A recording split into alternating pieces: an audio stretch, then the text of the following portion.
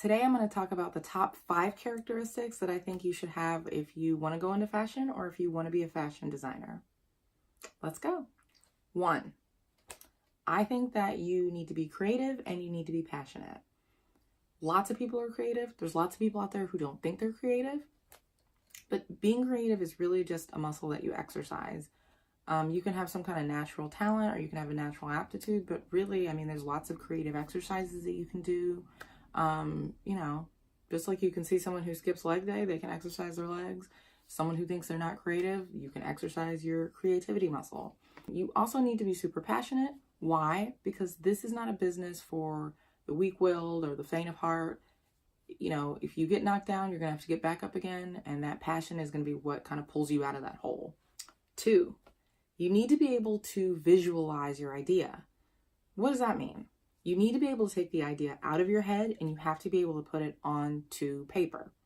That means that maybe you need strong sketching skills so that you can hand the design off to someone else, or you can give them a feel of what you're going for. Or maybe for production, that might mean having strong technical flats. They're accurate and they're very detailed, but if you can't communicate your ideas, if you're not able to visualize it and put it on paper, that idea is just going to stay an idea.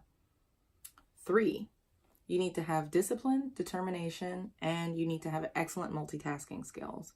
But Lawren, that sounds like 3 separate bullet points. No, they're all cousins. They're all in one big happy family. We're going to put them all in the same house. Here's why. Fashion is not for the lazy. You need to find what works for you in order to be productive. Are you a morning person? Are you a night owl? Who cares, right? It doesn't make a difference. You need to just be able to find a set schedule for yourself. You need to find out when am I most productive.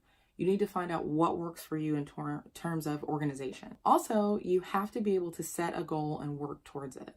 I like to sit down and I'll plan out everything I'm going to do for the day, everything I'm going to do for the week, and what my goals for the month are. Those are not going to happen if they're unrealistic, right? If I say that Monday I'm going to sketch out a collection and then Tuesday I'm going to have the collection finished, that's really unrealistic. And if you keep setting those kind of unrealistic goals, I think you're going to get a little stressed out and you're going to get a little discouraged. So try to set realistic goals. That brings me to multitasking. There are very few times ever when I'm working that I am ever just working on one thing. There could be a case where I am waiting on maybe someone from production to call me back, and I say, well, okay, they're doing that. Until I hear from them, I need to do something else. If I just sit around and twiddle my thumbs, that's a lot of wasted time. And sometimes it can be just where I'm not feeling particularly creative. I'm just pushing papers around a desk. I'm like, okay, I'm not being productive.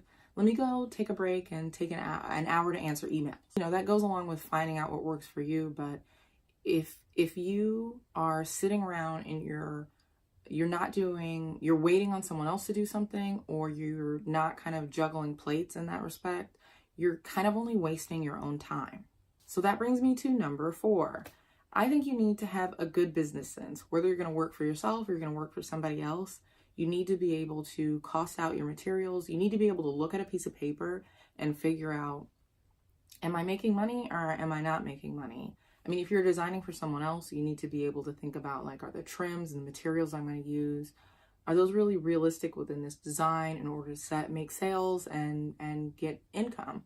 There's lots of designers out there that were super talented and they're no longer in business because they didn't think about their customer and they didn't think about finances in general when they were designing. You can make a super avant-garde collection and it can be really beautiful, but if you didn't think about your customer, or you didn't really consider materials, you didn't consider where it's being produced, you didn't consider the time it takes to produce, if you can meet shipment windows with that kind of complexity. There's lots of different things that go into it in the business sense. In that regard, I would say that if it doesn't make dollars, it doesn't make sense.